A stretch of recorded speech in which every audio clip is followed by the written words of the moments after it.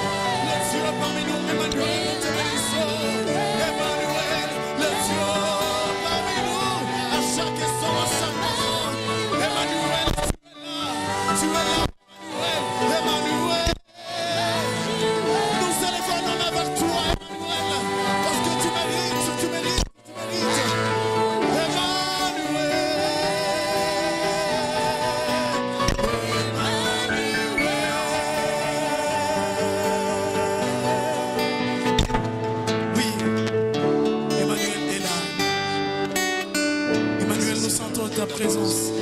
Merci Seigneur. Emmanuel, tu es là parmi nous. Emmanuel, si tu es là, commence alors à toucher tes enfants, Emmanuel. Emmanuel, si tu es là, commence à consoler les cœurs de tes enfants, Emmanuel. Emmanuel, si tu es là, commence à essuyer les larmes de tes enfants, Emmanuel. Nous croyons à ta présence, Emmanuel. Les dieux parmi nous, les dieux qui nous parlent, les dieux qui nous révèlent. Laisse à ce que, Emmanuel, tu travailles dans cette assemblée, Emmanuel.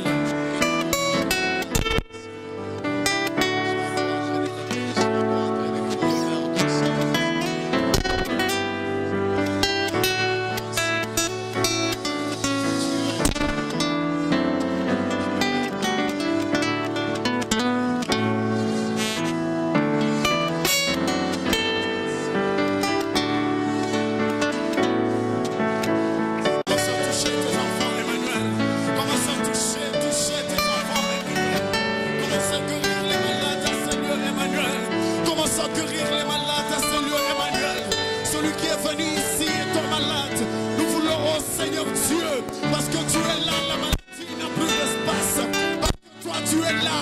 Ne demandons plus de place. Tous tes enfants, Emmanuel. Tous ton peuple, Emmanuel. Glorifie ton peuple, Emmanuel. Je suis le de ton peuple, Emmanuel. Emmanuel, tu es là parmi nous. Emmanuel, tu es là parmi nous. Commence à toucher son assemblée. Les fardeaux dans ces lieux sont à ces lieux et les gens soulagés. Emmanuel, quand toi tu es là, le diable n'a plus d'espace. Le diable reconnaît ta puissance. Le diable reconnaît ta grandeur.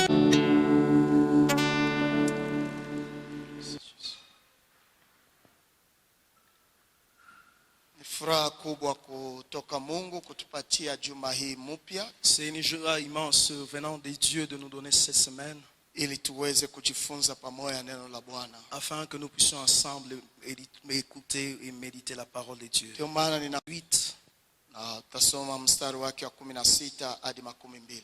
Et nous allons prendre le verset 16 au verset 20. Mathayo 28 verset 16 hadi 12. Matthieu chapitre 28, le verset 16 au verset 20. Lakini wale wanafunzi 11 wakakwenda Galilaya mpaka mlima ule aliowaagiza Yesu. Les 11 disciples allèrent à Galilée sur la montagne que Jésus leur avait désignée. Wakati walipomuona wakamwabudu, lakini wengine waliona shaka. Quand ils l'eurent vu, ils se prosternèrent devant l'Éternel, mais quelques-uns eurent des doutes. Yesu akajibu kwao akawaambia akisema, nimepewa mamlaka yote mbinguni na dunia. Jésus s'étant approché leur parla ainsi, tout pouvoir m'a été donné dans les ciels et sur la terre. Kwendeni basi mkafanye mataifa yote kuwa wanafunzi, mkiwabatiza kwa jina la Baba na la Mwana na la Roho Mtakatifu. Allez, faites de toutes les nations des disciples, le baptisant au nom du Père, du Fils et du Saint-Esprit. Mkiwafundisha kushika maneno yote niliyowaamuru ninyi, na tazama mimi ni pamoja nanyi siku zote hata mwisho wa dunia.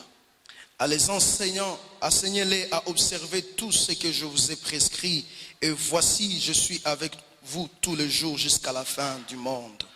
Mungu Baba yetu ya mbinguni, tunaombea neno hii ambao unataka kuzungumuza na maisha yetu, na zaidi ya yote tunataka kuinua mapenzi yako.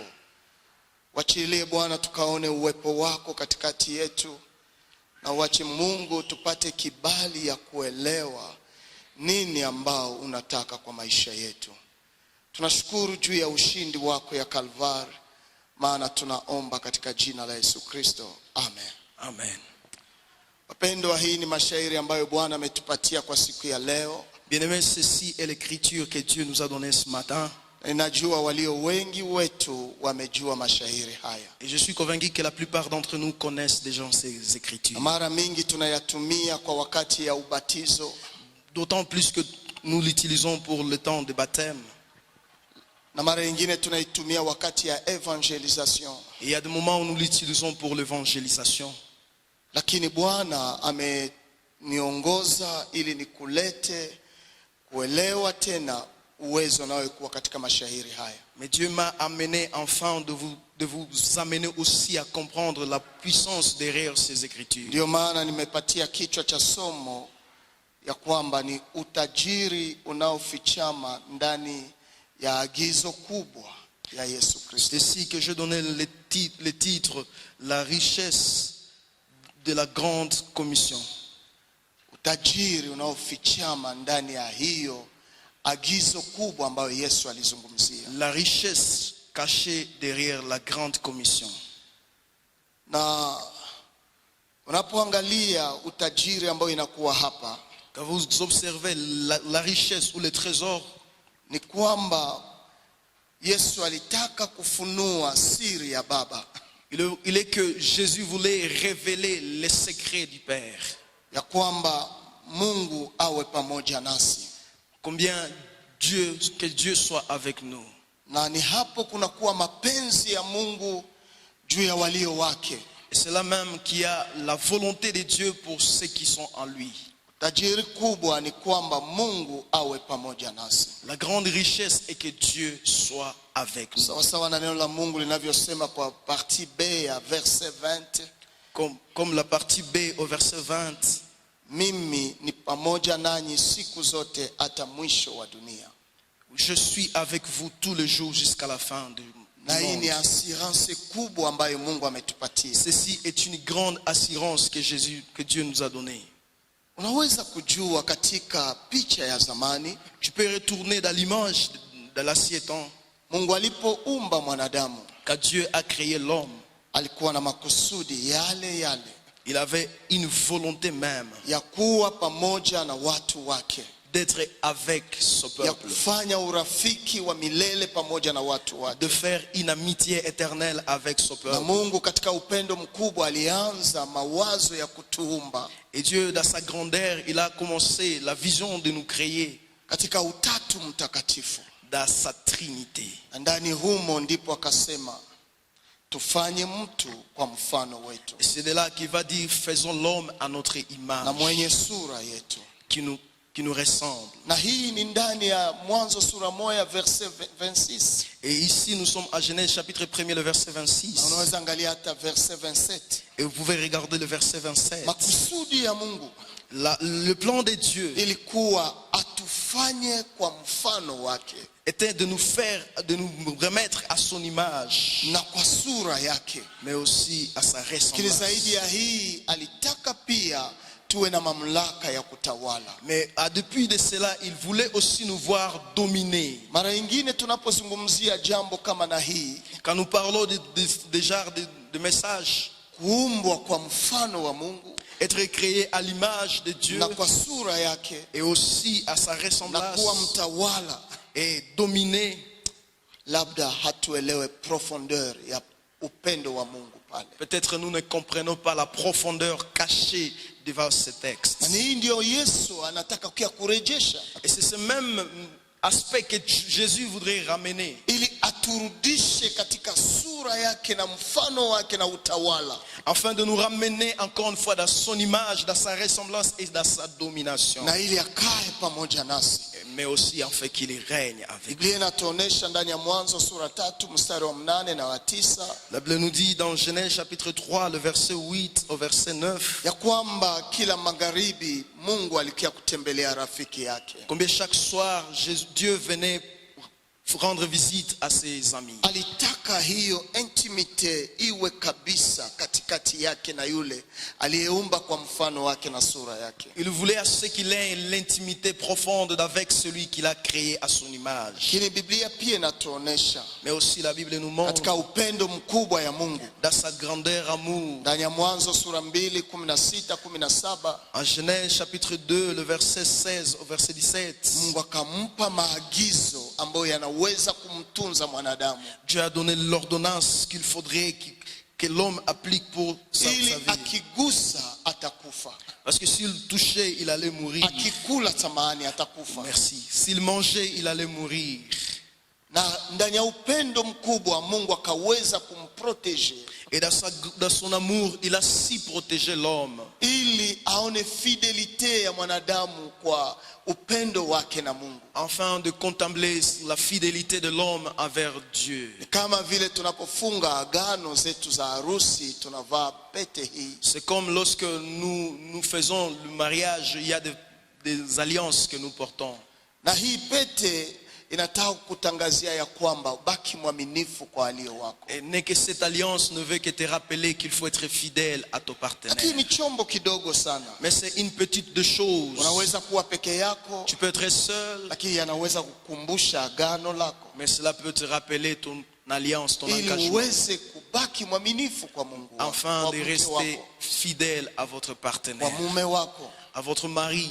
Kama vile tu Mungu aliweka jambo kidogo tu, Comme Dieu a mis une petite de choses. usikule hii, Ne mange pas ceci, unaweza kula hii. tu peux manger cela. Ni kwa mwanadamu C'est pour l'humain kupokea hiyo neno kidogo sana, de recevoir cette petite pensée, ces petits ili paroles, uhusiano wao iweze kuendelea. afin que les relations, leur intimité progresse. Lakini mwisho Biblia inaonyesha ya kwamba hiyo uhusiano uliweza kuvunjika. Mais la Bible montre que cette intimité a été brisée. Pale ni katika sura ya 3. Là nous sommes au chapitre 3. Maana kwa verse ya 10 Mungu alipokuja kumtafuta mwanadamu alimkosa. Parce qu'au 10e verset, quand Dieu est venu chercher encore son ami, il ne l'a point trouvé. Tayari uhusiano ulikuwa umevunjika. L'alliance venait d'être brisée. Na uhusiano huu ilipovunjika, Et quand cette alliance a été brisée katikati yetu na Mungu, entre nous et Dieu, kifo iliingia. il y a eu la mort qui s'est instaurée. Na kifo hii ilipotuingilia, Et quand cette mort s'est instaurée, katutenga na Mungu. elle nous a séparés de Dieu. Kaiba utukufu tuliokuwa nayo. Elle a pris même la gloire que nous Utukufu avions. gani tuliokuwa nayo na Mungu? Quelle gloire nous avions avec Dieu. Tulikuwa na urafiki wa milele. Nous avions l'intimité éternelle. Tulikuwa na uzima wa milele. Nous avions la vie éternelle. Tungeliweza kuzongeleana, Nous pouvions nous approcher. lakini yalivunjika siku ambapo tuliasi maagizo ya agano yetu pamoja na Mungu wetu. Mais cela a été brisé le jour où nous avons effacé l'alliance entre nous et Dieu. Kwa hivyo kifo ikavaa mwili. Et si la mort a repris le corps, Na Mathayo anapotuzungumzia juu ya mpango wa kuja kwa Yesu Kristo, et quand Matthieu nous parle de la mission de venir de Jésus, alikuya juu arudishe hiyo kitu iliyobomoka. Jésus est venu pour ramener, restaurer ce qui a été brisé. Introduction ya pensée ya Matthieu ndani ya kuandika kwake. C'est ici que même dans la pensée introductive de Matthieu, Kwa chapitre 1er ya Matthieu chapitre 1er verset 23, au partir du chapitre 1er au verset 23, Biblia inasema ya kwamba Bikira Maria atachukua mimba la Bible nous dit que la Vierge Marie portera une grossesse na atazaa mtoto et elle enfantera un fils. na atamuita jina lake Emmanuel. Et on lui donnera le nom d'Emmanuel, Maana yake Mungu pamoja nasi. ce qui signifie Dieu avec nous. Kristo kukuya kwa dunia Christ venir sur la ni terre, ili ajenge yale yaliyobomoka mbeleni, c'était afin de restaurer ce qui a été brisé. ili tuwe pamoja na Mungu. C'est enfin que nous soyons encore ensemble avec Emmanuel. Dieu. Emmanuel, Pamoja nasi. Dieu parmi Na nous. hii ndiyo ahadi ambayo tunaona hapa Et c'est cela même la promesse que nous voyons ici. kwa ile verset 20 partie B yake. Au verset 20, partie B. Mimi ni pamoja nanyi siku zote hata mwisho wa dunia. Je serai avec vous, je suis avec vous tout le jour jusqu'à la fin du monde. Lakini sikia mpendwa, Mais écoute, bien-aimé, historia inaanza ya verse ya 16 l'histoire commence, le contexte commence au verset 16. kuelekeza wanafunzi kwenda Galilaya. Ordonner aux disciples d'aller à Galilée. Na hii ni kulingana na mawazo ambayo Mungu alikuwa ameambia wale walioenda kaburini asubuhi. Mais ceci était aussi inscrit dans la pensée de Dieu par là aux gens qui étaient partis à la tombe. Maana le Biblia matin. inatuonesha katika sura hii ya 28 Parce que la Bible nous dit au chapitre 28, ya kwamba kwa asubuhi mapema kwa verset 1er au verset 1er, que à l'aube du matin, Maria Magdalena Marie Magdala na Maria mwingine walikuja kuona kaburi ya Yesu. allèrent voir les sépulcres. Neno la Mungu linasema walipofika huko Et quand ils eurent arrivé, akawaambia msiogope, il a dit, lakini n'ayez pas mwende peur. muambie wanafunzi wangu nawatangulia kwenda Galilaya. Verset 7. Verset 7 nous dit, allez promptement dire aux disciples que je le précède à Galilée. Angalia verset 7 nasema, na kwendeni mbio muambie wanafunzi wake Allez promptement dire à ses disciples amefufuka toka wafu. qu'il est ressuscité d'entre les morts. Tazama ametangulia nyinyi kwenda Galilaya. Et voici, il vous précède à Galilée. Na pale mtakapomwona, Et c'est là que vous le verrez. tazama nimekwisha kuwaambia nyinyi. Voici, je vous l'ai dit. Ndio unaona verset 16 wanawake walipoambia wanafunzi, C'est ainsi qu'au verset 16, quand ces femmes vont rapporter aux disciples, Biblia inasema lakini wale wanafunzi 11 La Bible dit les 11 disciples wakakwenda Galilaya, allèrent à Galilée, mpaka mlima ule aliyowaagiza Yesu. sur la montagne que Jésus leur avait Wanaenda dessinée. Galilaya ili wamuone Yesu Ils Kristo. partent à Galilée afin de voir Christ.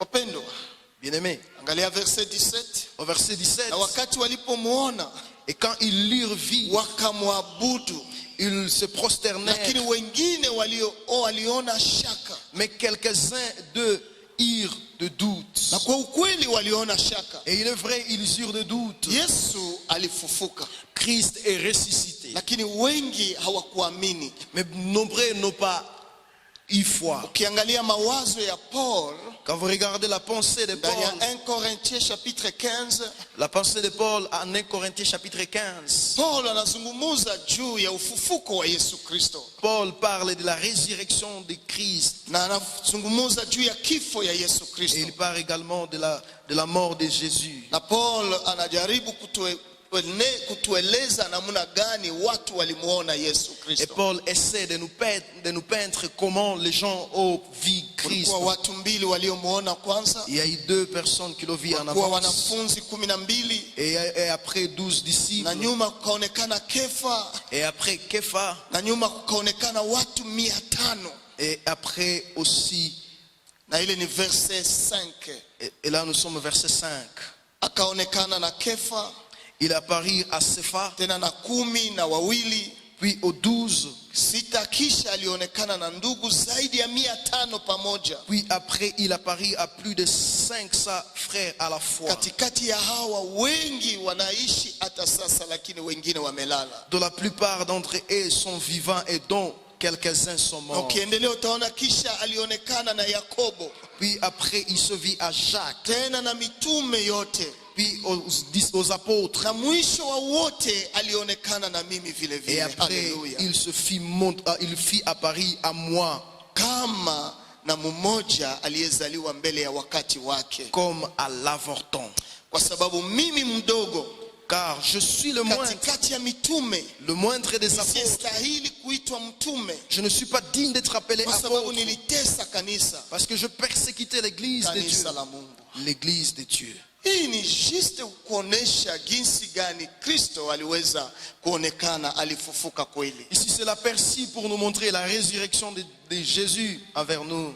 Lakini katikati yao Mais au milieu d'eux, kuna wale ambao walikuwa na mashaka. il y a des gens qui ont eu des doutes. Ninafurahia ile verset 9 ya Paul ndani ya 1 Corinthiens 15.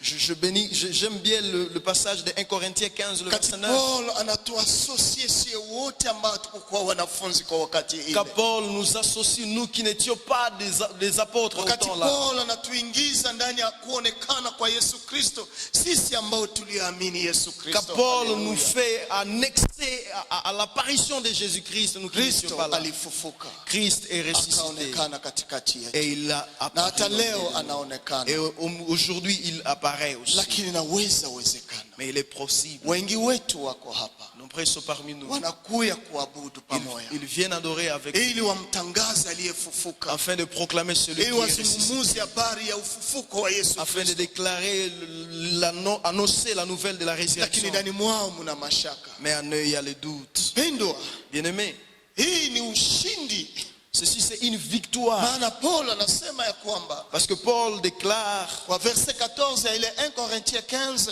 au verset 14 de 1 Corinthiens na 15, kama Kristo hakufufuliwa, et si donc Christ ne pas ressuscité, basi mahubiri yetu ni bure notre évangile est na vain imani yenu ni bure. et notre foi est vain. Kwa nini Paul anasema hivyo? Pourquoi Paul peut dire cela? Maana Kristo kukuja kwetu Car Christ venir vers nous, si juu afe tu, ce n'est pas seulement pour qu'il meure, juu afufuke, mais c'est aussi pour qu'il aonekane ressuscite kuwa mshindi, et qu'il soit visible comme mshindi ya victorieux. yale ambayo iliyotutenga pamoja naye? Victorieux de ce qui nous a séparés d'avec Nini lui. iliyotutenga naye? Qu'est-ce qui nous a séparés d'avec Kifo lui? ilitutenga pamoja na Mungu. La mort nous a séparés d'avec Na Dieu. kifo inaharibu mashaka, inaumba mashaka ndani mwetu. La mort crée l'inquiétude en nous. Na mwi chapitre 15 ya 1 Corinthiens, Et dans ce chapitre 15 de 1 Corinthiens, Paul atajaribu kuonesha ya kwamba adui ya mwisho itakuwa kifo. Paul essaie de montrer que le dernier ennemi ou la dernière ennemie sera la mort. Kwa kufufuka kwa Kristo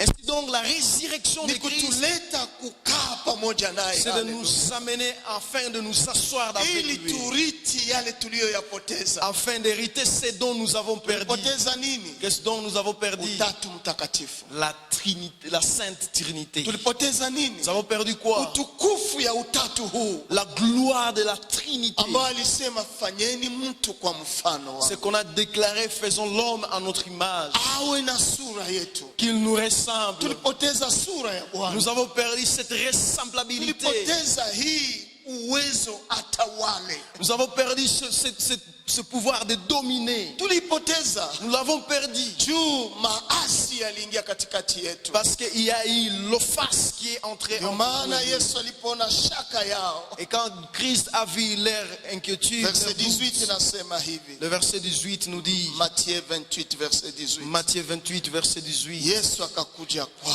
Christ venit vers eux akawaambia akisema, et il leur déclara, nimepewa mamlaka yote mbinguni na duniani. tout Haleluya. pouvoir m'a été donné dans les cieux. J'ai été donné, Amepewa, on m'a donné, amepewa baada ya victoire ya mort. il lui a été confié après la victoire de la mort. Amepewa baada ya accomplissement ya mission. Il lui a été donné après l'accomplissement de ce qui a été prédit. Amepewa mamlaka yote. Le pouvoir lui a été donné. Wapi? Où? Mbinguni. Dans les ciels. Najua mbinguni ndio inatawala, Vous savez que c'est le ciel qui domine. lakini huko mbinguni pia Mais aussi au ciel, Yesu alipewa mamlaka. Jésus Haleluya. a été donné le Na pouvoir. kwa dunia Même aussi sur la terre. alipewa mamlaka juu ya mwovu. Il lui a Haleluya. été donné le pouvoir au-dessus même du diable. Kumbuka yale maneno ambayo yaliyotanguliwa kusema, Rappelez-vous de paroles qui ont été prédites en ole avance. wao wanaokaa katika dunia, Malheureux ceux qui demeurent sur la terre, maana mwovu amewatangulia. car le diable vous a précédé. Lakini sikia, Mais Kristo amefufuka. Haleluya. Christ est ressuscité. Na amefufuka na mamlaka ya uoga ambayo mwovu alikuwa anatutawala Et il nayo. est ressuscité avec le pouvoir que le diable possédait. Na Yesu anataka kuambia hao wanafunzi zaidi ya 500, Et Christ aimerait dire à ses disciples, mtoe mashaka katikati yenu, ôtez le doute de vous. maana Bwana amejifunua kwenu. Car Christ, le Seigneur, s'est révélé à vous. Mimi ni mshindi, Je suis victorieux. nimepewa mamlaka Il yote. m'a été donné le pouvoir. Hakuna hata sehemu moja mamlaka asiyopewa. Il n'y a pas même un sphère de pouvoir qu'il n'y a pas été Yote donné. alipewa, Tout lui a été donné. yote alipewa. Tout lui a été confié. Hakuna hata kitu kimoja ambao kimebaki peke yake, Il n'y a pas même un iota qui est resté seul. yote amepewa. Tout lui a été donné. Na Paulo ndani ya Wafilipi sura 2 atasema ya kwamba kila goti lipigwe na likiri ya kuwa Yesu Kristo ni Bwana. Et Haleluya. en Philippiens, Paul va dire que que tout genou fléchisse devant le Seigneur. Alléluia. Na ikiri ya kwamba yeye ni Bwana. Et qu'il confesse qu'il est Seigneur. Kwa nini tunakiri yeye ni Bwana? Pourquoi nous confessons qu'il est Seigneur? Maana ni mshindi. Haleluya. Parce qu'il est victorieux. Amepewa mamlaka Il lui a yote été donné le pouvoir mbinguni na duniani. au ciel et sur la Kristo terre. amefufuka. Christ est ressuscité. Ondoa mashaka ndani mwako. Ôte le doute de toi. Ishi sasa maisha mapya, Vis une nouvelle vie. maisha ambayo yana ushindi, Cette vie qui a une victoire. maisha ambayo yamerejeshwa, restauration yameonekana. Cette vie qui a été restaurée et cela est visible. Ndio maana Yesu anasema C'est hivi, ainsi que Jésus dit verset 19, au verset 19. kwendeni basi Allez donc, mkifanya mataifa yote kuwa wanafunzi, faites-en de toutes les nations les disciples, mkiwabatiza kwa jina la Baba na la Mwana na la Roho Mtakatifu. les Haleluya. baptisant au nom du Père, du Fils et du Saint-Esprit. Kristo juu ana mamlaka yote. Parce que Christ a le pouvoir sur tout. Kwa hivi basi anatuachililia kwendeni, Et s'il nous libère aussi d'aller, kwendeni. Allez. Tunaenda na nini? Nous allons avec quoi? Tunaenda na mamlaka ya ushindi ya Kalvari. Nous allons avec ce pouvoir de la victoire à Tunaenda na Golgotha. mamlaka ya kaburi iliyo wazi. Haleluya. Nous allons avec le pouvoir de la tombe qui est vide. Tunaenda na mamlaka maana kibambazi ya kifo yamebomoka katikati yetu. Nous allons avec le pouvoir parce qu'il y a plus de séparation Maana avec Mungu ni Dieu. pamoja nasi. Parce que Dieu est avec nous. Tayari amekuwa Emmanuel pamoja nasi. Il est maintenant Emmanuel au milieu de Ndio nous. maana nasema hivi. Et il dit ce qui suit. Kwendeni basi. Allez donc. Neno basi. Cette parole donc. Kwa nyinyi ambayo mmesoma ni adverbe tu. Cela est l'adverbe. Ambayo inatangulia inakuja nyuma ya verbe impératif ya aller. Cela vient après l'ordre de aller. L'ordre. Après cet ordre. Na hiyo aller, et cet ordre de aller, hauna muda ya kukataa tu kwenda. n'as pas à résister à cette Maana ordonnance. ushindi ni wetu. Parce que la victoire est à Wakati nous. wanasema aller, pale wanasema tu Ça c'est une version, c'est une autre version. Lakini version yangu nasema aller donc, kwa version yangu ambayo niko nayo. Essaie de chercher Darby. Inasema allez donc. Allez donc. Na kwa hii Swahili nasema allez donc. On nous dit allez donc. Kwendeni basi. Allez donc. Hiyo neno basi, Cette expression donc, ni hayo inaincarne royaume de Dieu. Alléluia. et c'est cela qui incarne le royaume de Ni hayo Dieu. inatupatia autorité. C'est ce qui nous donne l'autorité. Ni ndani ya donc C'est dans cette expression donc assurance qu'il y a l'assurance ya victoire. de la victoire. Hatuende kwa sie wenyewe, Nous n'allons pas de nous-mêmes, lakini tunaenda na yule ambaye ameshapata victoire. nous allons avec la personne qui est déjà victorieuse. Maana kwa verset ile ambayo 18 ilisema, acha pale. Parce qu'au verset 18, il a été dit, Tout pouvoir m'a été donné.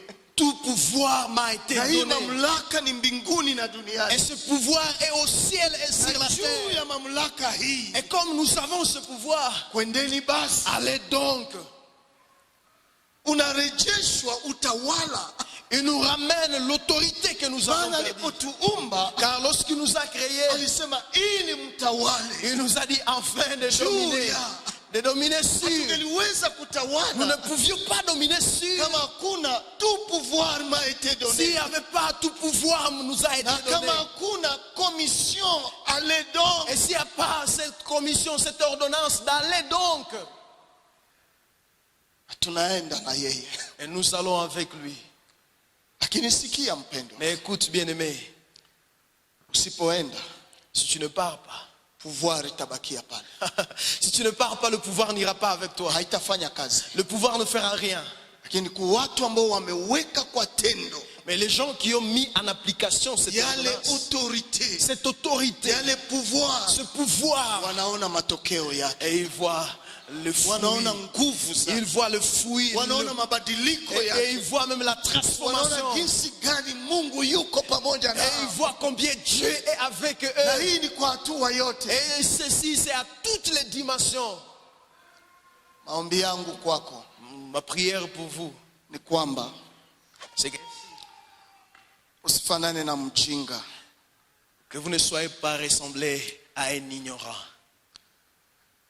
Unaweza fikiri kura imeenda, Pensez qu'il n'y a pas d'électricité. lakini kama huwezi kuenda na ile autorité ukaguse, Mais si tu ne pars pas avec cette autorité de toucher, hautaona ile puissance ya kura. tu ne verras jamais la puissance. Na wengi wanakura katikati yao, Et la plupart d'entre nous ont cette électricité en eux. juu hawajue mamlaka ambayo Kristo Mais le aliwapa. fait qu'ils ne connaissent pas le potentiel que Dieu a mis en eux, Juu wengi wajue ya kwamba yote imekwisha, et parce qu'ils ne connaissent pas que tout est accompli, wanalialia, et ils pleurent, wanalialia. ils pleurent. Na ni kweli wanaweza lialia, Et il est vrai qu'ils peuvent pleurer. lakini jua ya kwamba Mais écoute bien aimé, hata ulie, même si tu pleures, uwezo iko, la force uwezo iko. est dans l'action. Na nini naacho nalia? Et c'est qu'est-ce qui fait que tu pleures? Ni kwa sababu unapungukiwa na kitu C'est kimoja. parce qu'il te manque quelque chose. Nini unapungukiwa nayo? Il te manque quoi? Mkiwafundisha kushika maneno yote niliyowaamuru. Enseignez-les à observer tout ce que vous avez prescrit. C'est parce que tu n'as pas l'enseignement. Hauwezi kujua ya kwamba unapewa mamlaka. Tu ne peux pas connaître, tu ne peux pas comprendre que tu as le pouvoir. Na hii ni kwetu sote. Et ceci c'est à nous tous. Kwa hivyo kama unaweza kuwa udhaifu katika imani yako, Et si donc si tu es même faible, si tu es même ignorant dans ta foi, ama kwa neno ingine, mais en d'autres termes, kama unaweza kuwa na mashaka, si tu peux avoir le doute, wengine wanamwabudu, les autres l'adorent, maana wameona utukufu wa parce Mungu. qu'ils ont vu la majestueuse gloire de Dieu. Tu hawana mafundisho, Mais les autres parce qu'ils n'ont pas vu les enseignements, ndani mwao, ils ont le doute en eux. hawaamini ya kwamba uwezo wameshapewa. Ils ne croient pas qu'ils ont reçu le Hiyo pouvoir. kibambazi iliyotutenga na Mungu, Et c'est ce mur qui nous a séparés. yameshaanguka Ce katikati mur yao. a été brisé. Tunaishi sasa katika uwepo ule wa zamani. Et nous vivons dans cette atmosphère ancienne. Uwezo ya kwanza ambayo Mungu alikuwa nayo. Ce premier pouvoir que Dieu nous a donné. Ndio maana Biblia inasema C'est hivi. ainsi que la Bible nous dit. Wangu verset 19, mkiwabatiza kwa jina la Baba na la Mwana na la Roho Mtakatifu. Haleluya. Faisant d'eux mes disciples, le baptisant au nom du Père, du Fils et du Saint-Esprit. Tunabatiza nani? Nous baptisons qui? Wale ambao walioamini, Nous baptisons les gens qui ont cru. ambao ndani mwao hawana tena mashaka, Les gens qui n'ont plus le doute. ambao wamejua Kristo ametoka mshindi. Les gens qui Haleluya. connaissent que Christ est victorieux. Ambao wamekiri ya kwamba kwa Kristo yote yanawezekana. Les gens qui Haleluya. confessent qu'en Christ tout est possible. Na wanajua ya kwamba wokovu imetoweka kwao. Et ils savent qu'ils ont déjà les salis pour eux. Kwa hivyo tunawarudisha katika utatu mtakatifu. Et si nous les ramenons dans la Sainte Trinité, Maana ubatizo parce que le ni baptême, kukuzamisha, c'est immerger. kuingiza, C'est immerger. kuzamisha Même t'immerger encore ndani ya Baba, dans le Père, Mwana, le Fils Roho et Mtakatifu. le Saint-Esprit. Maana fanyeni mtu kwa mfano wetu. Parce qu'il a dit, faisons l'homme à notre image. Ili awe sawa na sisi. Parce qu'à ce qu'il nous ressemble. Hii fanyeni mtu kwa mfano Cette wetu. expression, faisons l'homme à notre Ni image, utatu mtakatifu. c'est la unaongea. Sainte Trinité dont Na il est parlé ici. tunapoenda na tunaamini Kristo, Et si nous partons avec cette assurance tunapokuwa wanafunzi wa Kristo, d'être des disciples de Dieu tunaingizwa ndani ya utatu et que mtakatifu, nous nous immergeons dans la Sainte ili Trinité, yale sura ya utatu mtakatifu yaonekane, afin que cette ressemblance de la Sainte ili Trinité soit sura ya visible, utatu mtakatifu yaonekane, afin que cette sainteté nous soit na ili visible, utawala tuanze et kutawala. alors que nous puissions dominer. Hii Mathayo ni nguvu za ajabu. Ce livre de Matthieu, c'est une puissance. Haleluya. Amen. Inaweza wezekana Il est fort probable una mashaka, que tu as des doutes. ni kweli unaweza kuwa nayo, C'est vrai, tu peux en avoir. kwa sababu bado kufundishwa, Parce que tu n'as pas encore été kwa assis. sababu Biblia inasema mkiwafundisha Parce que la Bible dit, enseignez-les kushika maneno yote à observer tout niliyowaamuru. ce que je vous ai prescrit. Nini ambayo Kristo alituamuru, Qu'est-ce que Christ nous a prescrit? ama nini ambayo alitufundisha? Qu'est-ce que Christ nous a enseigné? Hakuna mafundisho mkubwa ambayo Kristo alifundisha sawa ndani ya Mathayo sura 5, sura 6, sura 7. Il n'y a pas d'enseignement grand que Jésus a enseigné, si ce n'est qu'en Matthieu 5, 6 et 7. Na Mathayo 5 nazungumuza juu ya mafundisho ya Yesu mlimani. Et Matthieu 5 parle de l'enseignement de Jésus à la montagne. Mathayo 6 inaendelesha kukaza mafundisho ya mlimani. Et Matthieu 6 vient renforcer cet enseignement sur la montagne. Matthieu 7 inaleta conclusion ya mafundisho. Et à Matthieu 7, on veut boucler cette série d'enseignements. Conclusion nasema nini? Que dit cet enseignement, cette série d'enseignements? Na nitakusii nyumbani, soma ile 3 chapitres, itakubariki sana. Et je vous prierai à la maison, ayez le temps de méditer sur ces 3 chapitres. Mais acha nikusomee ile chapitre 7, conclusion ya enseignement ya Kristo. Laisse-moi vous présenter la conclusion de l'enseignement de Christ. Na nitaanza kwa ile verset ile ya 21. Je vais commencer à partir du verset 21. Kufanyizia lecture tu ili uweze kuelewa. Il y aura seulement une simple lecture. Si kila mtu anayeniambia Bwana Bwana atakayeingia ufalme wa mbinguni. Ceux qui me disent Seigneur Seigneur n'entreront pas dans le royaume des cieux. Lakini yeye anayefanya mapenzi ya Baba yangu aliye mbinguni. Mais celui-là seul qui fait la volonté de mon Père qui est dans les cieux. Nakumbuka huko ndani ya Matthieu 28. Vous vous rappelez dans Matthieu 28? Mkiwafundisha kushika yale yote niliyowaamuru. Enseignez-les à observer tout ce que je vous ai prescrit. Unakumbuka ya kwamba kwa verset 17. Et vous vous rappelez au verset 17? Walimwabudu, ils l'ont adoré. Lakini wengine walikuwa na mashaka. Mais il y a ceux qui ont eu le doute. Na Yesu anasema hapa, si wote wanaosema Bwana Bwana. Verset 21. Et ici Jésus dit, ce n'est pas tous qui disent Seigneur Seigneur watakaoingia katika ufalme wa mbinguni, qui entreront dans le royaume des cieux, ili wariti ufalme, afin d'hériter la royauté. Si kila mtu, c'est pas tout le monde. Lakini yeye anayefanya mapenzi yangu, mais seul ceux qui fait la volonté de mon Père.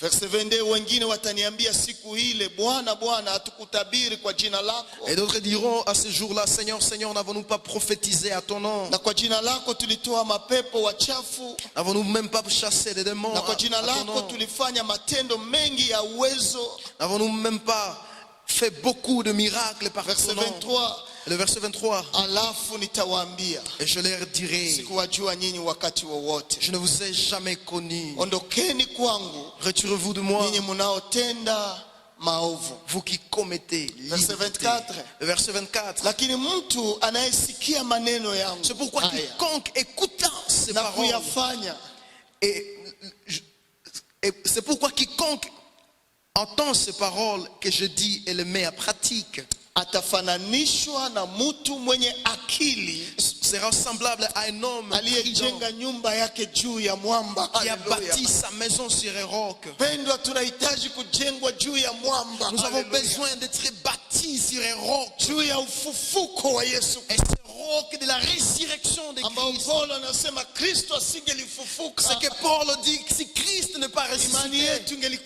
notre foi serait vaine. Maana ni ndani ya mwamba huu, parce que c'est dans ce roc ndipo ambao tuna ushindi. Oui, nous avons la victoire. Verset 25 nasema, le verset 25 ajoute, mvua ilinyesha, et la pluie est na tombée, maji yalikuja, le torrent est venu, le vent ont soufflé, nyumba ile, et se sont jetés contre cette maison. Ilianguka. Elle n'a point tombé. Nayo haikuanguka samani. Elle n'a point tombé. Kwa sababu misingi yake, parce que elle a été fondée, imewekwa juu ya mwamba, fondée sur les rocs. Weka imani yako wapi? Où as-tu mis ta foi? Juu ya mwamba gani umejenga imani yako? Quel type de roc? Zaruba ni mengi ambayo inatukutana. Il y a des flots. Lakini victoire tunatembea nayo. Mais la victoire nous maana Kristo alifufuka. Car Christ est ressuscité. Et tout pouvoir m'a été donné. Et tout pouvoir lui a été donné. Mamlaka yote alipewa. Tout pouvoir lui a été donné. Mbinguni na duniani. Sur la terre, sur dans le ciel. Allez donc. Lazima tuingie katika hiyo uwezo. Nous devons entrer dans ce pouvoir. Kwa wakati ya majaribu, quand viendra le moment difficile, tumeshimama, que nous soyons debout. Lakini inawezekana, mais il est fort probable, tunapoingia katika utatu mtakatifu, quand nous entrons dans la sainte kwa njia ya kuwa mwanafunzi wa Yesu, étant disciple de Christ, katika hali ya kumgeukia, dans le domaine du retour vers lui, Yesu atawale maisha yetu, en fait que Christ domine notre vie. Kwa nini? Pourquoi? Kwa sababu tumegundua ya kwamba, parce que nous avons compris que amemaliza kazi. Il a tout amemaliza kazi. Il a tout accompli. Ana mamlaka sasa. Et il a le pouvoir. Kwa hivyo hata kama jaribu itatokea, c'est ainsi que même quand viendront les obstacles, fahamu ya kwamba yatakukuta, jaribu itakuta hata wa Kristo. Nous devons comprendre que les obstacles arriveront même auprès des chrétiens. Même pour nous les chrétiens, zaruba itakuya, viendra des torrents. Maisha itatokea. Le torrent pour la vie. Ya vitu vya dunia itatokea. Les obstacles pour la vie courante de le monde. Ya dunia itatokea. Pour les désirs du monde. Lakini sikia, mais écoute, kama tumejengwa juu ya yule aliyeshinda, si nous sommes bâtis sur les rocs de celui qui a vaincu la mort, haitatutingiza hata kidogo. Elle ne nous bousculera pas. Kwa nini? Pourquoi? Kwa sababu maneno yake tunayaishi. Parce que sa parole, nous vivons sa parole. Alléluia. Alléluia. Tunaishi maneno yake. Nous mettons parole. Mara ingine La plupart de Wakristo wanawaza wapastera wapitiake majaribu. beaucoup de chrétiens pensent que les pasteurs ne rencontrent Hata pas des moments sisi difficiles. tunapitia majaribu. Même les pasteurs connaissent des moments Lakini difficiles. nini natusaidia kwa hiyo wakati? Mais qu'est-ce qui le rend fort, le fort? Yale mafundisho aliyotufundisha. Ce sont les enseignements de Jésus a prescrit. Mu Matthieu 5 muko mafundisho ya ajabu. En Matthieu 5, il y a des Matthieu enseignements. 6 muko mafundisho ya Matthieu ajabu. 6, il y a la puissance. 7 muko mafundisho ya Ah, ajabu. Matthieu 7, il y a la puissance. Jaribu kuimagine Essaie un peu d'imaginer moja ya mafundisho ya Yesu. l'un des enseignements de Christ. Utapenda adui yako sawa vile unavyojipenda. Wow. Tu aimeras ton ennemi comme tu t'aimes toi-même. Hii haiko mafundisho ya teketeke. Ceci n'est pas un enseignement facile. Wangapi wamekubali hiyo mafundisho na kuiweka kwa maisha yao? Combien ont accepté cet enseignement et le mettre à pratique? Mafundisho ya Yesu Cet enseignement de Jésus anakuambia où il nous dit, bariki yule anayekutendea mabaya. bénis celui qui vous fait même du mal. Hii ni mafundisho ya ajabu. Ça c'est un enseignement puissant. Na hii ndio msingi, allez donc. Et c'est cela même le fondement pour l'ordonnance. Allez donc. Ili ulimwengu jue ya kwamba tulimjua Mungu. Afin que le monde connaisse que nous avons connu Christ. Naisikia mpendo verset 26 kwa ile Matthieu 7. Le verset 26 à Matthieu 7. Kila mtu anayesikia maneno yangu haya, Mais quiconque attend ces paroles naye hayafanyi, et ne le fait même pas, atafananishwa na mtu mpumbafu aliyejenga nyumba yake juu ya mchanga. sera semblable à un homme insensé qui a bâti sa maison sur Yangu les dada sables. yangu, wapumbafu ni wengi tunatembea Bien aimé, nao. nous avons trop des insensés dans ce monde. Ni kama picha ya ulimwengu ya nchi yetu ya C'est Kongo. comme l'image de notre pays, le Congo. Politiciens wanaweza kuingiza ndani ya maandamano yao, Les politiciens peuvent associer dans leurs revendications, ndani ya marshe yao, dans leurs marches, na unatembea ndani et vous marchez na avec eux. ujue nini ambao Et wanafuatilia, même vous ne sachez mais pas pourquoi ils wao sont wanajua entrés. nini Mais wanaofuatilia. eux connaissent ce qu'ils sont Na en train de faire. unaenda tu Mloyenge. Et bon, toi tu vas par Na accoutumance. wengi walienda Galilaya Et beaucoup sont allés à Galilée ili wamuone Yesu. afin de voir Christ. Walipata habari ya kwamba nasema twende Galilaya. Ils ont eu l'annonce qu'il nous dit d'aller à Galilée.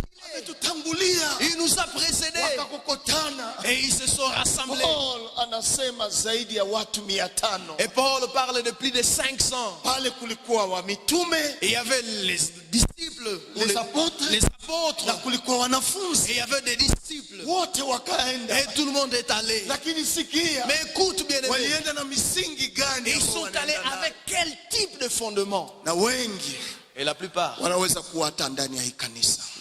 peuvent être même dans cette église. Mmekuya, mmefanya vema, Hey, vous êtes venus, c'est bien. lakini mmejengwa juu ya msingi Mais vous gani? avez bâti sur quel type de roc? Wengine uko mpumbafu, Peut-être tu es ici et tu kwa es macho ya insensé. Mungu anakuona kama Et mpumbafu, quand Dieu te regarde, il te voit comme un insensé. maana ndani mwako hamuna kitu chochote. Parce que c'est un tonneau vide. Umesikia maneno ya Mungu siku ngapi? Tu as écouté la parole de Dieu Lakini combien de temps? hauishi hiyo Mais tu ne maneno ya Mungu. vis pas cette Na ndio parole. maana mpendwa, Et c'est ainsi, bien aimé. wengine waliona shaka, Et ils ont eu des doutes. lakini wengine waliabudu. Mais il y a d'autres qui ont crié. Na Biblia inasema hivi Et la Bible dit ce qui suit. kwa verse 27, Verset 27. na mvua ilinyesha Et la pluie est tombée. na maji yalikuja Et les torrents sont na venus. pepo zilivuma Le vent a soufflé. zikapiga nyumba ile, Au bâti cette maison. nayo ikaanguka, Elle est tombée. na anguko lake lilikuwa kubwa. Et sa ruine a été grande. Kuna wakati ingine unapoangalia yule aliyekuwa kama Mkristo, Et il y a des temps où tu regardes celui qui paraissait comme chrétien. alijenga, Il a construit. kwa maana mfano hapa ni kujenga, Il a construit parce que l'exemple ici parle de ni construire. kujenga. On parle de construire. Unaona nyumba, On parle de bâtir. Vous voyez la maison. Unaifurahia. Vous aviez la lakini maison. juu haina resistance ya mwamba, Mais parce qu'il n'y a pas la résistance, cette communion avec le roc, yanayumba yanaanguka. elle bouge, elle bouge, Ni elle vile tremble. maisha yetu ya Wakristo. Et c'est ça même notre vie Unamwona chrétienne. Mkristo, Tu regardes lakini wakati quelqu'un, unaposikia habari mais que zake tu écoutes son histoire, kuvunja tu es brisé. na kuvunja. Tu es brisé. Uliza kweli kweli alisikia habari ya Je te Kalvari, pose la question, as-tu réellement croisé la croix? ya kwamba kuna Kristo aliyeshinda mauti. Il y a Christ qui a vaincu la croix. Na nguvu ya mauti ilikuwa Et dhambi. Christ a vaincu même la mort et la puissance Na de la nguvu ya mort. mauti C'était le péché. ilitutenga Et na cette Mungu. puissance nous a séparés d'avec Na Dieu. Kristo anakuja kuturudisha Et ndani ya Mungu. Christ vient nous rassocier Na encore. tumeingizwa katika ubatizo ya Utatu Et Mtakatifu. nous avons été immergés dans le baptême de la Sainte Trinité afin de vivre dans la gloire de Dieu. Yanawezekana unaweza kuanguka C'est probable que tu peux tomber kwa sababu haushike yale mafundisho ya Yesu Kristo. parce que tu ne tiens pas la parole de Dieu, de Jésus. Verse 28 inasema Mathayo 7. Le verset 28 de Matthieu 7. Na ilikuwa wakati Yesu alipomaliza maneno haya. Et après qu'il eut achevé ce discours, Makutano walishangaa kwa mafundisho yake. la foule fit frapper de cette doctrine. Makutano yalishangaa. La foule fit frapper. Kwa maana aliwafundisha kama mtu mwenye amri. Car il a enseigné comme ayant l'autorité. Wala si kama waandishi wao. Non pas comme leurs scribes. Mungu wetu wa mbinguni aweze kutusaidia. Que notre Père, notre Dieu nous aide. Ndio maana ukirudia kwa ile Mathayo 28. Si vous retournez à Matthieu 28, Biblia inasema hivi. la Bible nous dit ce qui suit. Verse 20. Le verset 20. Ukiwafundisha kushika maneno yote niliyowaamuru. Les enseignants à observer tout ce que je vous ai prescrit. Matatizo yetu kwa wakati wetu. Le problème pour nous au temps actuel, Mafundisho yamekomeshwa ndani ya makanisa zetu. il n'y a plus d'enseignement dans nos églises. Na ni kweli hakuwezi kuwa mafundisho. Et c'est vrai, on ne peut pas avoir des enseignements. Kwa nini? Pourquoi? Kwa sababu hizo zawadi za Roho Mtakatifu zimepotea. Parce que ce don de l'esprit, ce don spirituel ne sont plus.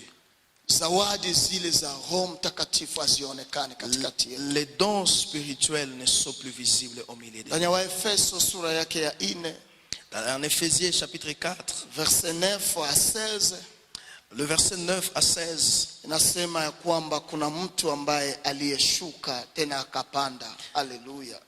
la Bible nous dit qu'il y a quelqu'un, il est monté et il est descendu. Angalia verse 10 nasema yeye aliyeshuka ndiye aliyepanda vile vile juu sana kupita mbingu zote. Celui qui est monté, c'est le même qui est descendu au-dessus de tous les cieux. Ili ajaze vitu vyote. Haleluya. Afin de remplir toutes choses. Wengine kanisa ijazwe na hizo vitu vyote. Il est possible que l'église n'est pas remplie de toutes choses. Na alitoa wengine kuwa mitume. Et il a donné les uns comme na wengine apôtres, kuwa manabii. les autres comme des prophètes, Wengine kuwa wahubiri wa habari et njema. les autres comme des Na évangélistes, wengine kuwa wachungaji. les autres comme des Na pasteurs, wengine walimu. et les autres comme des docteurs. Wakati walimu hawako katikati yetu. Car il n'y a pas de docteurs au milieu de nous. Kushika mafundisho ya Yesu na kuwa machache.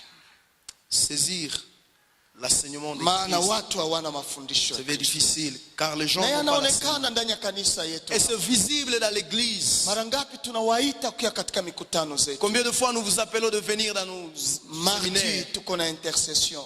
Mardi, nous avons l'intercession. Tunafermire watu ndani ya parole de Dieu. Nous nous affermissons dans la parole de Dieu. Ili sisi sote tufikie utimilifu wa Kristo. Afin que nous tous, nous puissions atteindre la parfaite stature de Christ. Mais tu n'es pas là, tu n'es pas là, tu n'es pas visible. Lazima zarube kifike takubeba. Oui, il n'est pas étonnant quand viendra la tempête, tu seras emporté. Haukule neno la Mungu. Parce que tu ne manges pas la parole de Dieu. Leo tena ni occasion cet après-midi. Et aujourd'hui, nous avons encore cette occasion cet après-midi. Kuya ndani ya séance et enseignement et prière et témoignage. Viens encore dans cette séance d'enseignement, prière et Le témoignage. premier dimanche du mois. C'est le premier dimanche du mois. Ninakuita comme Noé. Je vous appelle comme Noé. E wangapi watakuya? Mais combien vont venir? Wangapi? Combien? Mais haikufunga kinywa Noé kusema kuya. Cela n'a pas fermé la bouche de Noé de déclarer, Kuya d'appeler, ingia ndani ya de faire l'invitation solennelle. Entre dans Kuya l'arche. ingia ndani ya arche d'alliance. Entre dans l'arche Kuya d'alliance. ingia Entre dans l'arche d'alliance. Mais, Ngine alienda lwake. et tout le monde est allé de lui-même. Lakini zarube itakapofika Mais quand viendra la tempête, tafanya utafauti yetu. il mettra une différence. Tafanya utafauti. Il mettra une différence. Kazi ya mwalimu Quel est le travail du docteur? ni kufundisha pasteur. C'est d'enseigner au pasteur. Na kazi ya pasteur, Le travail du pasteur, ni kufundisha évangéliste. c'est d'enseigner à l'évangéliste. Na kazi ya évangéliste, Et le travail de l'évangéliste, na mitume wamefunzwa na pasteur, et que l'apôtre aussi a été enseigné par le pasteur, na prophète amefunzwa na pasteur, et le prophète a été enseigné par le pasteur. kisha évangéliste analeta watu kanisani. L'évangéliste a pour mission d'amener les gens à l'église. Na prophète Et le prophète anasema hatari nakuya, lui montre les dangers à venir, lazima tukimbie hapa. afin de nous Na mwalimu épargner. anatafuta nini atafundisha watu, Et maintenant le docteur cherche ce qu'il va enseigner, ili pasteur aaffermire nayo watu. afin que le pasteur affermisse avec cela. Soyez sincere nyewe wa Kristo ambaye mko hapa. Soyons sincères, nous les chrétiens qui sommes ici. Wapasteur, est-ce que wako na wapasteur wao? Le pasteur que vous connaissez, est-ce qu'ils ont l'air pasteur? Kwenye wanaweza kwenda nao wakuwe ressource na docteur? Là où ils peuvent aller afin de se ressourcer auprès des docteurs? Est-ce que wa évangéliste wako obéissant kwa wapasteur? Est-ce que les évangélistes sont obéissants aux pasteurs?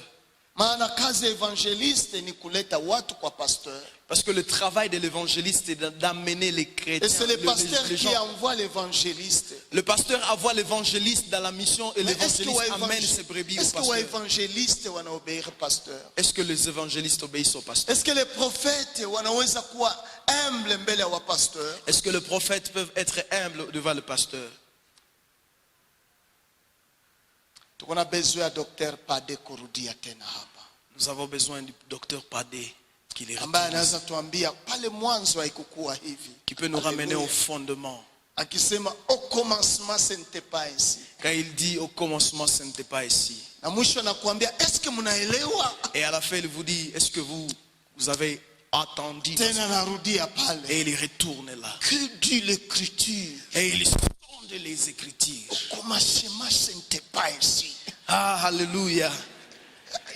Tuko na besoin ya ule baba tena. Nous avons besoin de gens pareils. Les docteurs wenye wataturudisha ku base. Les docteurs qui vont nous ramener aux bases, aux fondements. Maana tunaishi sawa watu wajue ya kwamba victoire wako nayo. Parce que nous vivons comme les gens ne sachent pas qu'ils ont déjà la victoire.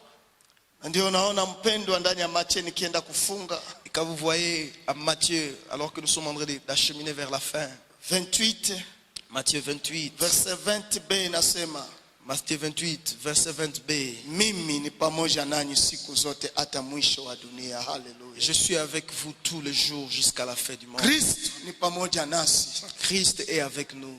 Emmanuel Emmanuel, ameingia katika dunia. il est parmi le monde. Emmanuel amezaliwa. Emmanuel est né. Mungu pamoja nasi. Et Dieu parmi nous. Na hapa Biblia inasema, Et ici la parole de mimi Dieu ni dit, pamoja nanyi je suis avec vous siku zote jusqu'à la fin. hata mwisho wa dunia. Jusqu'à la fin du monde. Neno mwisho wa dunia nataka Quand kusema la Bible nini? dit jusqu'à la fin du monde, Ni kusema ya kwamba ça veut dire Kristo atarudi. Christ Haleluya. reviendra encore. Kristo atarudi. Christ reviendra. Yuko pamoja Et nami, il est avec nous. lakini ninamngoja arudi. Mais je l'attends encore qu'il y revienne. Maana yuko mpaka mwisho wa Parce qu'il dunia. est jusqu'à la fin du Kwa monde. hivyo anaweka mpaka mwisho wa Et dunia quand il met jusqu'à la fin du monde, kutuhakikishia ya c'est kwamba en fait de nous certifier kuna que mwisho siku moja un jour la itasimama. fin viendra. Itasimama. Haleluya. Viendra. Na Kristo kukuya kwa mwisho, Et Christ venant à la fin, sisi ambao tumefundishwa maneno yote na kuyashika, nous qui avons attendu, a été enseigné des choses et nous les avons mis en pratique, hatuwezi kuogopa 666. nous n'aurons pas peur de 660. Hatuwezi kuiogopa. Nous n'avons pas Maana peur tuna mafundisho. parce que nous avons l'enseignement Hakika ya et kwamba nous avons l'assurance. yuko pamoja nasi. Il est avec nous. Yuko pamoja nami. Il est avec moi. Kwa hivyo kama iko pamoja nami, Et donc s'il est avec ni moi mpaka mwisho ya maisha yangu. jusqu'à la Haleluya. fin de ma vie. Ah, haleluya. Amen. Wengi wanaogopa mambo ya Beaucoup 666. d'entre nous ont peur des choses de 666. Pasteur, Hiyo vaccine ni 666. ce vaccin c'est 666. Iwe Que 666. ça soit 666. Iwe Que ça ne le 666. soit pas. Kristo ni pamoja nami. Christ est avec Mpaka moi mwisho wa dunia. jusqu'à la fin de ma vie. Yuko pamoja nami. Il est avec moi. Kwa hivyo Et si je n'aurais pas peur, parce que je marche dans la victoire. Dans la victoire, tout pouvoir m'a été donné. Si vous voyez quelqu'un qui a peur, sachez qu'il ne sait pas même là où il va. Siaonaka mulunga mwenye anaogopa. Mwenye anajua anajitayarisha kulunga haogopake. Date yake haogope hata kitu. Roho yake anatamani. Niko na ubile. Amen. Amen.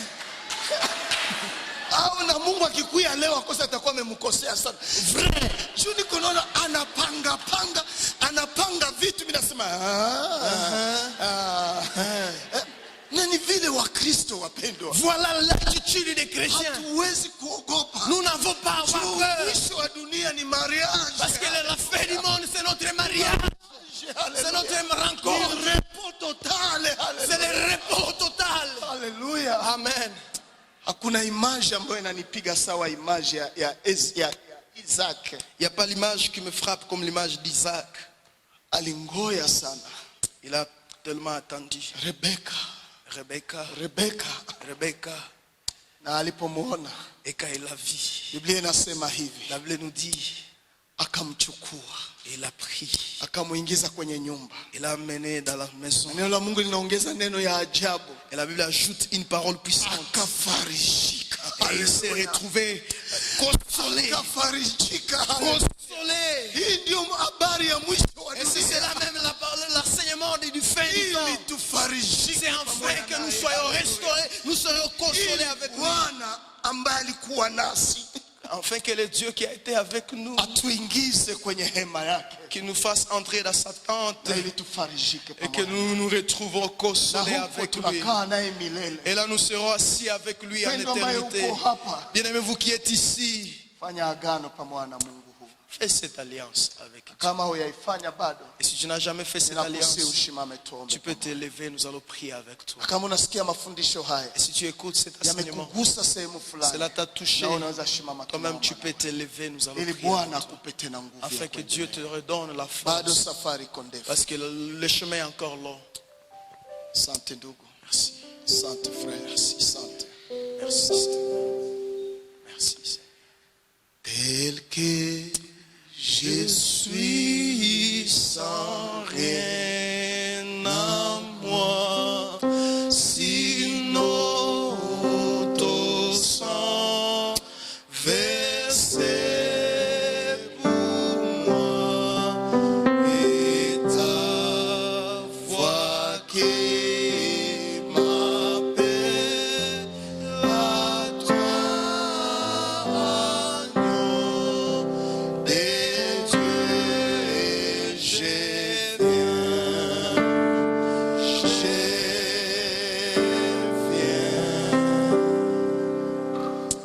Baba yetu ya mbinguni, tunasema asante kwa neno lako, na asante kwa wandugu ambao Bwana umeamsha nia njema ndani mwao na njaa na kiu, ili wafanye mapenzi yako, ili waendelee katika safari ya kwenda mbinguni pamoja na wewe. Wengine wao wamekwisha kuamini Yesu Kristo, na wengine wao pengine ndio mwanzo ya safari ya kuamini na kutoa maisha yao kwako. Baba, tunashukuru juu ya kazi kubwa uliyoyafanya kwa Kalvari juu yao.